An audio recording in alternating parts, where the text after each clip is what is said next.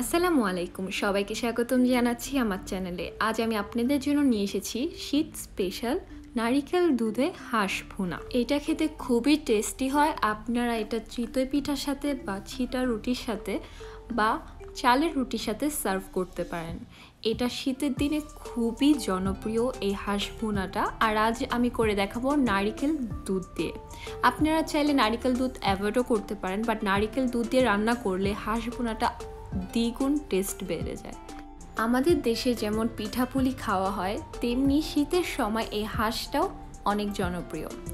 So চলুন বেশি না দেরি করে আমরা রেসিপিতে চলে যাই।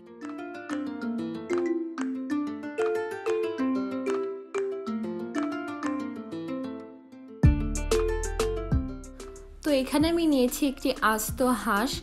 এভাবে আমি ছোট করে কেটে নিয়েছি। এই হাঁসটা 1 কেজির উপরে হবে। আপনারা আপনাদের পরিমাণ মতো নিয়ে নেবেন। আর আমি হাঁসটা ছোট ছোট করে এইভাবে কেটে নিয়েছি। আর হাঁসটা চামড়া সহ রান্না করলেই মজা লাগে, সো আমি চামড়া রেখেছি, বাট সবগুলোতে রাখিনি। আর যেগুলোতে রেখেছি ছোট ছোট যে লোমগুলো থাকে, আমি আলতোভাবে চুলের উপর রেখে পুড়ে নিয়েছি। তো এইভাবে ছোট করেও আপনারা কাটতে পারেন বা বড় করেও কাটতে পারেন। সো এখন আমি রান্নাতে চলে যাব। তার জন্য আমি একটা প্যান বসিয়ে দিয়েছি, সেখানে আমি তেল দিচ্ছি। তেলটা এত বেশি দিব না, কেন হাঁসের থেকে অনেক তেল উঠে। সো আমি অল্প দিচ্ছি, প্রায় 1/4 কাপের মতো। তার সাথে আমি দিয়ে দিচ্ছি 2 কাপ পেঁয়াজ। তো পেঁয়াজটা বেশি দিতে হবে, তাহলে সুন্দর ঝোলটার ফ্লেভারটা বেড়ে যাবে। সো পেঁয়াজটা দিয়ে আমি 2-3 মিনিট পর্যন্ত এটাকে কষিয়ে নিব।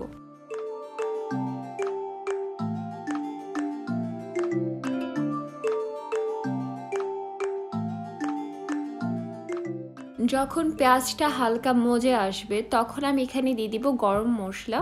এখানে আমি 4টি তেজপাতা নিয়েছি, 4-5টি নিয়েছি এলাচ, তার সাথে দিয়ে দিচ্ছি দারচিনি 4-5টি। এগুলো দিয়ে আমি এখন এটাকে ভালোভাবে আবারও কষিয়ে নিব। সো গরম মশলা আর পেঁয়াজের পরিমাণ একদমই আপনাদের হাঁসের উপর ডিপেন্ড করে। তো আপনারা হাঁস বুঝে, আপনাদের কতটুক মাংস আছে সেটা বুঝে আপনারা গরম মশলাগুলো দিয়ে দিবেন। আর তার সাথে আমি দিয়ে দিচ্ছি 3 টেবিল স্পুন আদা রসুন বাটা। আদা রসুন বাটা দেওয়ার পর এখন এটাকে আবার ভালোভাবে কষিয়ে নিতে হবে। সো ঝোলটা বেশি সুস্বাদু করার জন্য সবচেয়ে ইম্পর্ট্যান্ট হলো মশলাগুলো ভালোভাবে কষিয়ে নিতে হবে। না কষালে তাহলে একটু ভালো লাগবে না।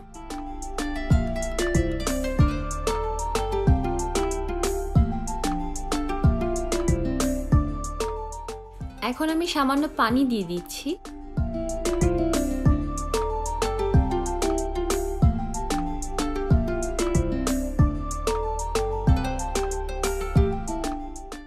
পানি দেওয়ার পর এখন আমি লবণ দিয়ে দিচ্ছি পরিমাণ মতো। আমি মশলা দিয়ে দিব। তো এখানে আমি দিচ্ছি 2 চা চামচ হলুদ গুঁড়ো। এখন আমি দিয়ে দিচ্ছি 2 থেকে 3 চা চামচ শুকনো মরিচের গুঁড়ো। আমি একটু ঝাল করতে চাচ্ছি, বাট আপনারা স্বাদ অনুযায়ী দিয়ে দিবেন। আর তার সাথে আমি দিচ্ছি 3 চা চামচ ধনিয়া গুঁড়ো। আর তার সাথে দিচ্ছি 3 চা চামচ জিরা গুঁড়ো।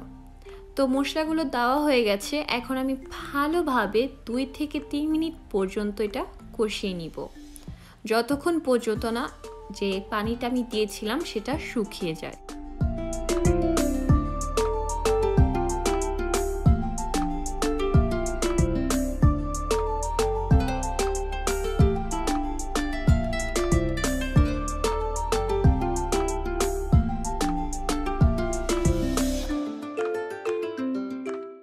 তো পানিটাও অনেক শুকিয়ে গিয়েছে আর মশলাটাও কষানো হয়ে গেছে। এখন আমি দিয়ে দিচ্ছি হাঁস, যেগুলো আমি কেটে রেখেছিলাম।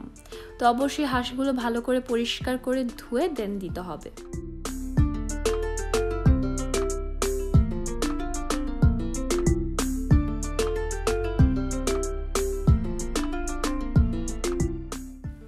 এখন হাঁসটাকে দিয়ে আমি আবার কষিয়ে নিব 5 মিনিট পর্যন্ত।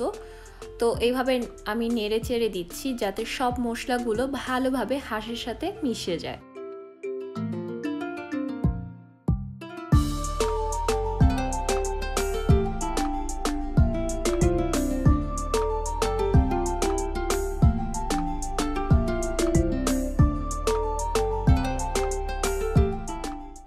এখন আমি এখানে কোনো এক্সট্রা পানি দিব না। এই অবস্থায় এখন আমি এটা ঢেকে রেখে দিব প্রায় 15 মিনিট পর্যন্ত মিডিয়াম ফ্লেমে। তখনই আপনারা দেখতে পারবেন যে পানি অনেক উঠে গেছে হাঁসের থেকে, তো এক্সট্রা পানি আর দিতে হবে না। সো দেখতে পাচ্ছেন পানি অনেক উঠে গেছে আর তার সাথে তেলও সুন্দর উপরে উঠে গেছে। তো দেখতেই পাচ্ছেন যে হাঁসের থেকে কতগুলো তেল বের হয়েছে। তাই আমি প্রথমে অল্প তেল দিয়ে রান্না করেছি। সো এখন আমি একটু হালকা নেড়ে চেড়ে নিব। দেন আমি দিয়ে দিচ্ছি এখানে 1.5 কাপ নারিকেলের দুধ। তো চেষ্টা করবেন ফ্রেশ নারিকেল দুধটা দিতে, তাহলে এটার টেস্টটা অনেক বেড়ে যাবে। সো নারিকেল দুধ দেওয়ার পর এখন আমি হালকা নেড়ে চেড়ে নিব। দেন আবার ঢেকে রেখে দিব যতক্ষণ পর্যন্ত না এই হাঁসের মাংসটা প্রপারলি সেদ্ধ হয়। সো আমি আর এক্সট্রা পানি দিব না, এই অবস্থায় আমি এখন ঢেকে দিব। আপনাদের যদি মনে হয় যে পানি লাগবে সেদ্ধ হওয়ার জন্য, তাহলে আপনারা এখানে পানি দিয়ে দিতে পারেন। এই অবস্থায় দিতে হবে, দেন ঢেকে আবার কষিয়ে নিতে হবে।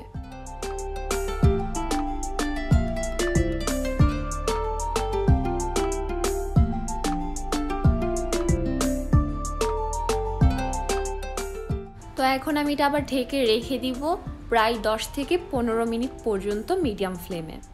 তো এর মাঝে একটু নেড়েচেড়ে দিতে হবে যাতে নিচে না লেগে যায়। তো এখন আমি দিচ্ছি কাঁচা মরিচ পরিমাণ মতো। কাঁচা মরিচটা বেশি দিলেই সুন্দর একটা ফ্লেভার আসবে, তো সেই ফ্লেভার রাখার জন্য চেষ্টা করবেন শেষে দিতে। আর যদি মনে করেন যে বেশি ঝাল হয়ে যাবে, তাহলে কাঁচা মরিচের আর কাটা লাগবে না, এভাবেই আস্ত দেওয়া যাবে। সো এখন আমি আরও 5 মিনিট ওয়েট করব যতক্ষণ পর্যন্ত না তেলটা উপরে চলে আসে, তাহলে এটা খেতে ভালো লাগবে আর দেখতেও অনেক সুন্দর লাগবে। তার জন্য আমি আবার 5 মিনিট ঢেকে রেখে দিব।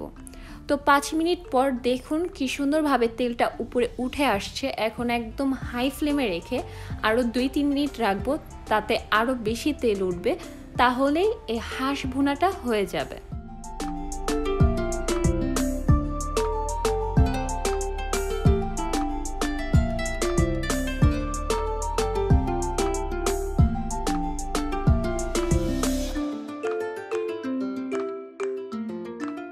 তো হাঁস ভুনাটা হয়ে গেছে, এখন গরম গরম সার্ভ করতে হবে। আপনারা এটা ভুনা খিচুড়ির সাথে বা চালের রুটি, চিতই পিঠা, ছিটা রুটির সাথেও সার্ভ করতে পারেন। খুবই মজাদার, আর অবশ্যই এই শীতের সময় আপনারা এটা ট্রাই করবেন অ্যান্ড আমাকে জানাবেন কেমন হয়েছে। আজকের জন্য এটুকুই। ভালো থাকবেন, সুস্থ থাকবেন। আল্লাহ হাফেজ।